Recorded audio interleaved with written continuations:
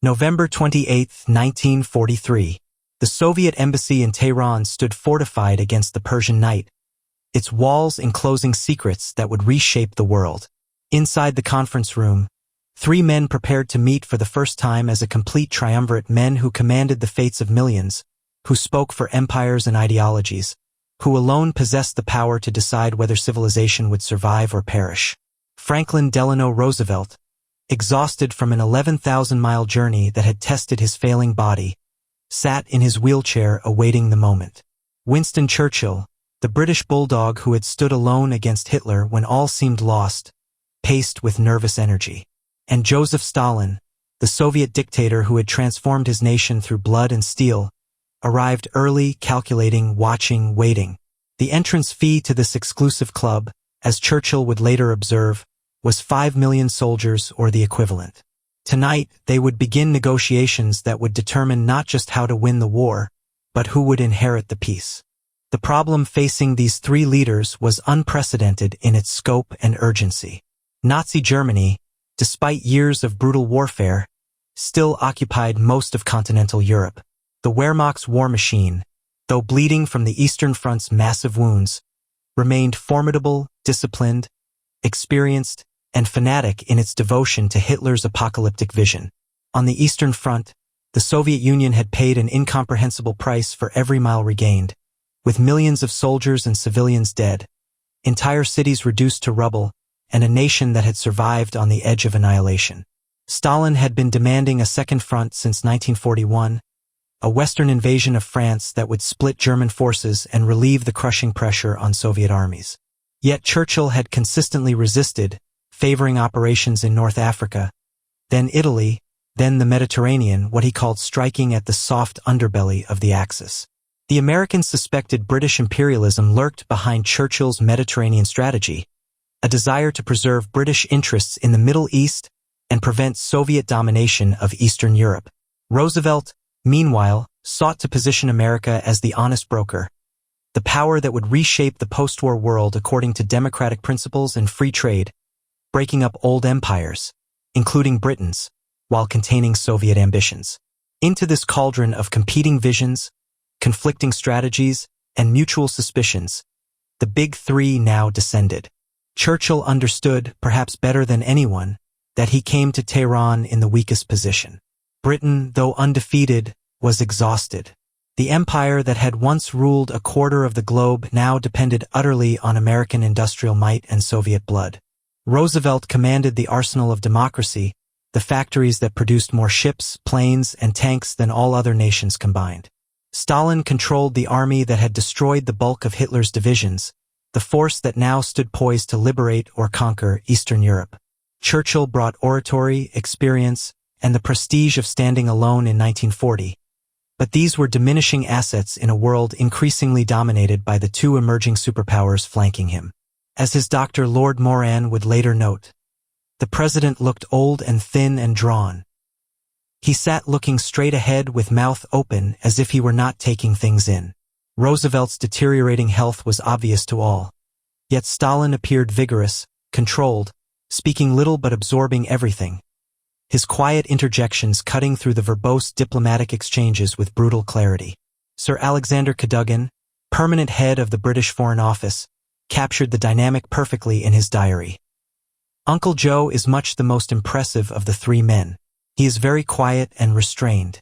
The president flapped about and the PM boomed, but Joe just sat there taking it all in and being rather amused. The conference's first formal session began at 4 o'clock that afternoon. Stalin, with characteristic bluntness, suggested they dispense with pleasantries and address the central military question. When would the Western Allies invade France? Roosevelt, speaking first, outlined the various options under consideration: operations in the Aegean, at the head of the Adriatic, support for Yugoslav partisans, the capture of Rome, and finally Operation Overlord, the cross-channel invasion of France. He noted that Overlord might need to be postponed for 1 month or 2 or 3 to allow for other operations. Churchill then presented the British case with his customary eloquence, painting vivid pictures of the opportunities available in the Eastern Mediterranean, the possibilities of bringing Turkey into the war, the advantages of maintaining pressure in Italy. How would Stalin regard these prospects? Churchill asked. even if it meant as much as about 2 months' delay in Overlord. The question hung in the air. Stalin's response shattered Churchill's carefully constructed arguments with devastating simplicity. The Soviet premier wanted Overlord. He wanted it in May 1944, and he regarded all Mediterranean operations as diversions that served British imperial interests rather than the common cause of defeating Germany. Stalin promised that the Soviet Union would launch a massive eastern offensive to coincide with the Western invasion, pinning down German reserves and ensuring Overlord's success. He also announced, almost casually, as if offering a minor courtesy, that the Soviet Union would enter the war against Japan once Germany was defeated. These commitments were exactly what Roosevelt wanted. The president and the premier found themselves in agreement, united in their determination to force Churchill to commit to Overlord without qualification or delay. Churchill felt the isolation acutely. At one point during the conference, Roosevelt held 3 private meetings with Stalin, deliberately excluding Churchill, building a rapport that the Soviet dictator exploited skillfully. Stalin played to Roosevelt's prejudices against British colonialism, his dreams of a post-war world organized around the United Nations and great power cooperation, his belief that personal diplomacy could bridge ideological divides. Meanwhile, Stalin subjected Churchill to what can only be described as calculated psychological warfare. He teased and baited the British Prime Minister relentlessly, needling him about the British Empire, questioning British commitment to the Second Front, suggesting that perhaps Britain lacked the will to take significant casualties. The most notorious incident occurred at dinner on the evening of November 29, 1943. After many toasts and much vodka had flowed, Stalin suddenly declared that the German general staff must be liquidated to prevent Germany from starting another war. The whole force of Hitler's armies, he explained, depended on about 50,000 officers and technicians. These men should be rounded up and shot. Roosevelt, either not understanding the seriousness of Stalin's proposal or attempting to ease the tension with humor, suggested a compromise. Perhaps only 49,000 need be executed. Churchill erupted. He declared that he would rather be taken out into the garden and shot himself than participate in such cold-blooded mass murder. Britain had not entered the war to engage in wholesale executions of defeated enemies. As he later recounted, "I walked out of the room in fury. After a bit, Stalin came after me and said he was only joking. I was not convinced." Whether Stalin was serious or merely testing Churchill's resolve, enjoying the Englishman's discomfort, remains debated by historians. What is certain is that Churchill spent that evening humiliated, isolated, and deeply concerned about the emerging Roosevelt-Stalin axis that seemed to regard him as an irritating impediment to their plans. Yet Churchill was not defeated. He was, above all, a survivor, a man who had navigated British politics for 4 decades, who had been cast into the wilderness and returned triumphant, who had rallied a nation on the brink of surrender and led it to survival. If he could not prevent Overlord, he would ensure that Britain played a significant role in shaping the post-war settlement. His opportunity came in October 1944, when he traveled to Moscow to meet Stalin face-to-face, without Roosevelt present. By this time, the military situation had transformed dramatically. Overlord had succeeded beyond anyone's expectations. Allied armies stood on Germany's western borders while Soviet forces swept through Eastern Europe, liberating Poland, Romania, Bulgaria, and Hungary from Nazi occupation. The question now was not military but political. Who would control these liberated territories? Churchill recognized that Soviet armies occupied Eastern Europe, and no amount of Western diplomacy could dislodge them. "Let us settle about our affairs in the Balkans," Churchill said to Stalin shortly after arriving in Moscow. The meeting that followed has become one of history's most controversial diplomatic episodes. Churchill proposed splitting Eastern European countries into British and Soviet spheres of influence, expressed in percentages. As the interpreter translated his proposal, Churchill wrote the figures on a half sheet of paper. Romania, 90% Soviet influence. Greece, 90% British influence. Yugoslavia and Hungary, 50-50. Bulgaria, 75% Soviet. He pushed the paper across the table to Stalin. The dictator examined it for perhaps a moment, took out his blue pencil, made a large check mark, and pushed it back. Churchill, suddenly aware of the magnitude of what they had just done, said, Might it not be thought rather cynical if it seemed we had disposed of these issues, so fateful to millions of people, in such an offhand manner? Let us burn the paper. Stalin counseled saving it. Churchill later referred to this as the naughty document. The percentages agreement revealed Churchill's pragmatic realism and his willingness to engage in traditional great power politics that Roosevelt publicly deplored.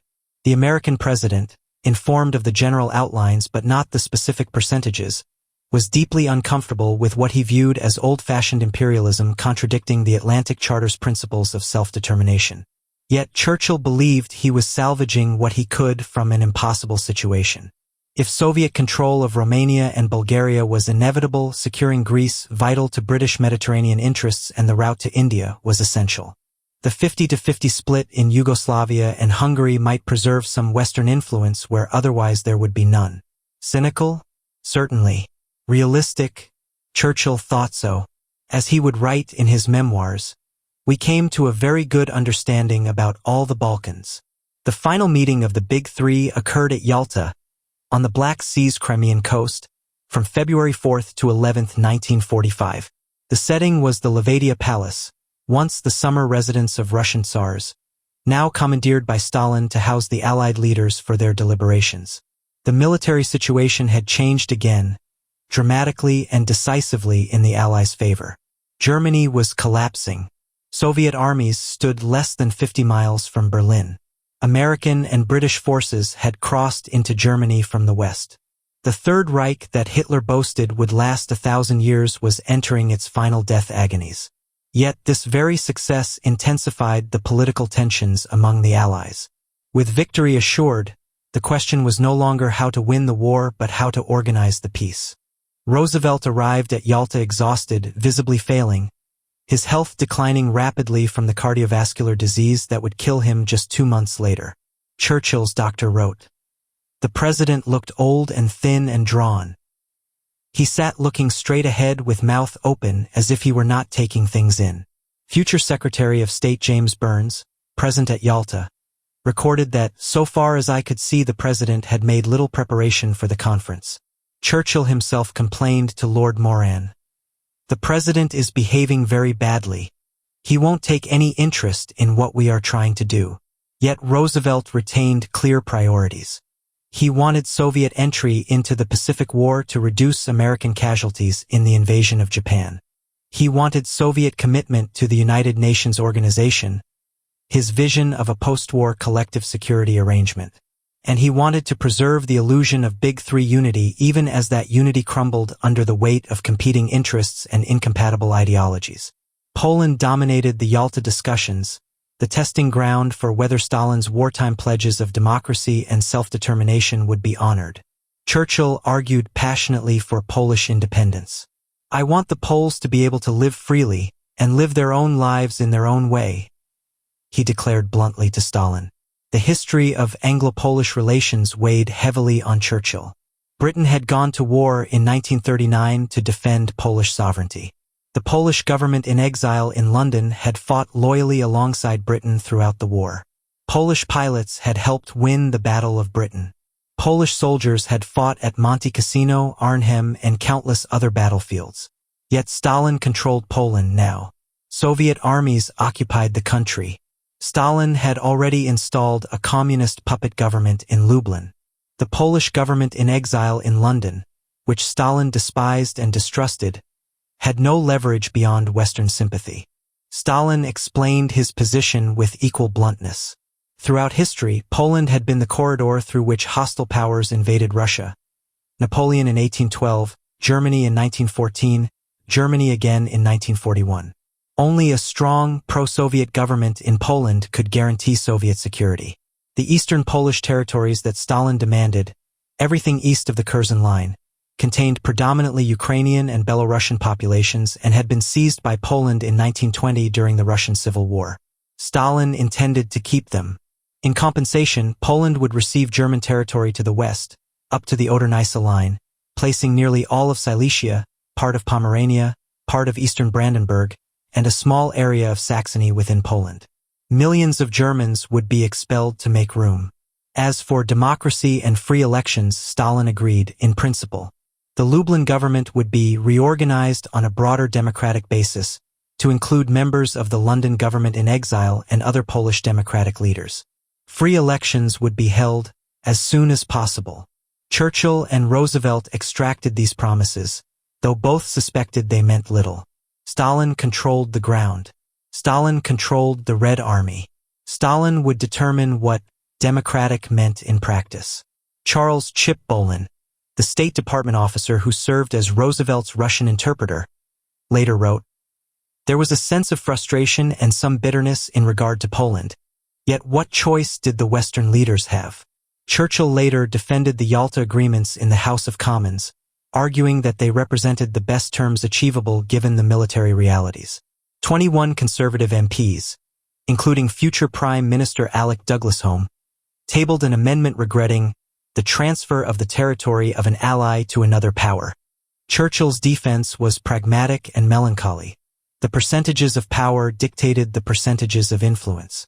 Beyond Poland, Yalta addressed Germany's future occupation, with agreement that the defeated Reich would be divided into 4 zones: Soviet, American, British, and French. Stalin had initially opposed giving France any role, contemptuously dismissing France as a country without a past. Churchill fought for French inclusion, understanding that Britain would need French partnership to balance Soviet and American power in post-war Europe.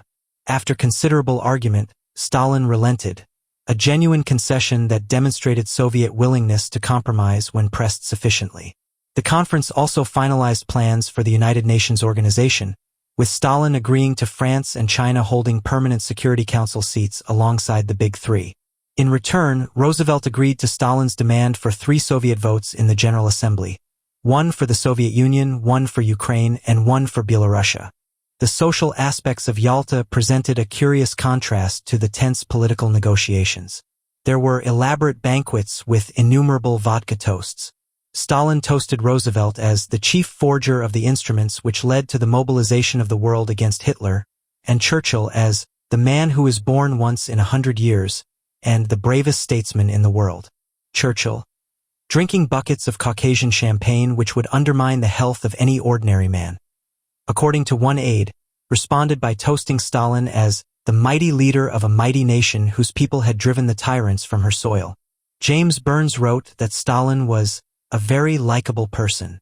The atmosphere, Anthony Eden recalled, seemed relaxed and, so far as we could judge, friendly. Yet beneath this cordiality lay calculation. Soviet intelligence had bugged the accommodations of both the British and American delegations. The mostly female NKVD personnel who recorded and transcribed the private conversations had been selected and transported to Crimea in great secrecy. Stalin read transcripts of Roosevelt's and Churchill's private discussions, knowing their negotiating positions, their internal disagreements, their concerns and fears. Churchill and Roosevelt were aware their quarters were bugged. They assumed Soviet surveillance and largely conducted their business accordingly. As one historian noted, their private strategies were their public positions, at least to Stalin. Yet this knowledge created its own dynamic. Roosevelt used the Soviet listening devices deliberately, speaking openly to his advisors about his high opinion of Stalin, his desire for post-war cooperation, his determination not to gang up with Britain against the Soviet Union. Whether this was naivety or sophisticated psychological warfare remains debated. Churchill, characteristically, played a more complex game.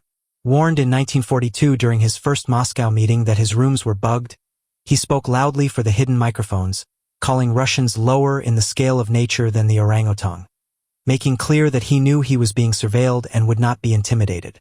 Yet for all the maneuvering, the dinners, the toasts, and the carefully drafted communiques, Yalta ended with a prophetic warning from the most unlikely source. Stalin himself, responding to Roosevelt's optimistic toast hoping that wartime unity would continue into peace, replied with chilling candor, "It is not so difficult to keep unity in time of war, since there is a joint aim to defeat the common enemy, which is clear to everyone. The difficult task will come after the war when diverse interests will tend to divide the Allies. It is our duty to see that our relations in peacetime are as strong as they have been in war." The dictator, perhaps alone among the 3 leaders, understood perfectly the fundamental incompatibility of their post-war visions. History proved Stalin correct. Within weeks of Yalta, the agreements on Poland began unraveling. Stalin refused to reorganize the Lublin government or hold free elections. Roosevelt, his health failing rapidly, sent increasingly desperate telegrams to Stalin, pleading for flexibility, warning that the breakdown of the Polish agreement threatened Big Three unity. Churchill likewise protested, though with less hope. On March 27, 1945, Churchill sent a personal and top-secret telegram to Roosevelt, asking for assistance in convincing Stalin to honor his commitments. Do not, I beg you, my friend Stalin, underrate the divergences which are opening about matters which you may think are small to us, but which are symbolic of the way the English-speaking democracies look at life, Churchill wrote. Stalin made no concessions.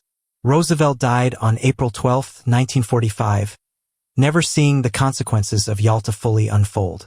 Germany surrendered on May 8, 1945. The war in Europe was over, but the peace for which Churchill, Roosevelt, and Stalin had negotiated was already collapsing into the Cold War. Churchill's final assessment came on March 5, 1946, at Westminster College in Fulton, Missouri, with President Harry Truman seated beside him on the platform. In what became known as the Iron Curtain speech, Churchill delivered his verdict on the negotiations that had dominated the final years of World War II. From Stettin in the Baltic to Trieste in the Adriatic, an Iron Curtain has descended across the continent. Behind that line lie all the capitals of the ancient states of Central and Eastern Europe. Warsaw, Berlin, Prague, Vienna, Budapest, Belgrade, Bucharest, and Sofia, all these famous cities and the populations around them lie in what I must call the Soviet sphere, and all are subject in one form or another, not only to Soviet influence but to a very high and, in some cases, increasing measure of control from Moscow. This was Churchill's iron fist revealed at last. Not the one he had wielded during the wartime negotiations, but the one he now urged the West to develop in response to Soviet expansionism. He had negotiated from weakness at Tehran, from pragmatic realism at Moscow, from exhaustion and resignation at Yalta. He had tried charm and bluntness, threats and accommodations, bilateral deals and multilateral agreements. He had discovered that Stalin respected only power, that Roosevelt's idealism could not bridge the chasm between democracy and totalitarianism, and that the wartime alliance had been merely a temporary convergence of interests against a common enemy. Now, with the war won and the peace lost, Churchill called for a new Western unity, what he termed the special relationship between Britain and America, to contain Soviet power and preserve democratic civilization. The negotiations between Churchill, Roosevelt, and Stalin had shaped the post-war world, though not as any of them fully intended. Roosevelt's vision of a United Nations maintaining collective security through great power cooperation proved impossible when one great power rejected the fundamental premises of international law and human rights.